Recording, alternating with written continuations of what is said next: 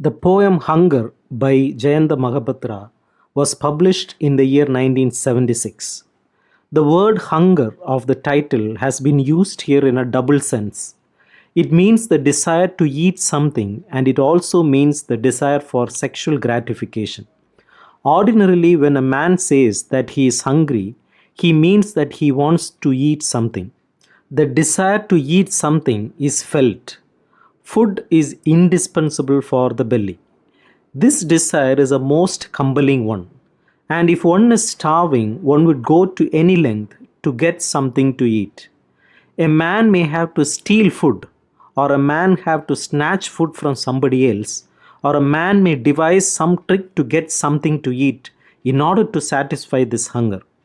The other meaning of the word hunger, as already pointed out, is the desire for sexual gratification. And this desire is also very compelling. After the belly has been satisfied, the desire for sexual satisfaction is the next strongest to be felt.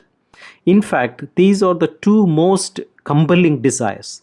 The desire to eat food comes first, and then comes the desire for sexual gratification. Only after these two desires have been satisfied does a human being feel any other desire. The speaker in this poem narrates his experience with a fisherman and the fisherman's daughter. Having learned from somewhere that the fisherman provided his young daughter to sex hungry men against payment, the speaker contacted him because of the intense desire for sexual gratification which he had been experiencing. After a little talk, the fisherman asked the persona if he would really have the girl. The fisherman was dragging his fishing nets behind him as he walked towards his humble lodgings in the company of the protagonist.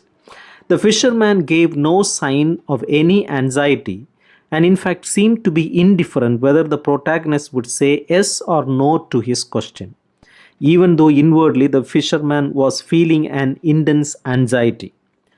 The protagonist walked on with the fisherman over the sandy shore of the sea towards the fisherman's shack or cabin with his mind in a state of great agitation. His sense of guilt had almost paralyzed his tongue and he could hardly speak. Meanwhile, the fisherman was laboriously dragging his foam covered nets behind him. It was now getting dark.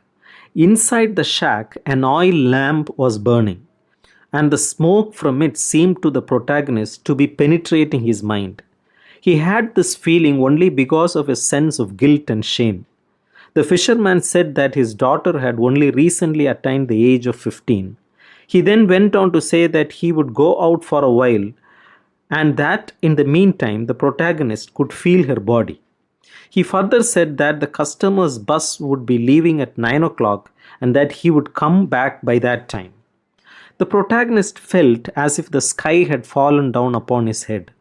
The fisherman's invitation had seemed shameless to him, and he therefore felt stunned by it.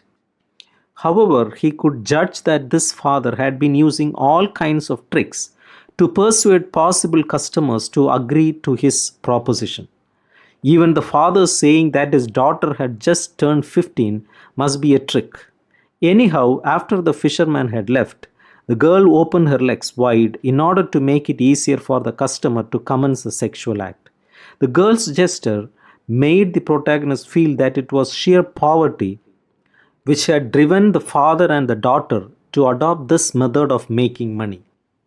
The poem Hunger is a profound human document, and its power depends mainly on the authenticity of the experience established by the words and their arrangement.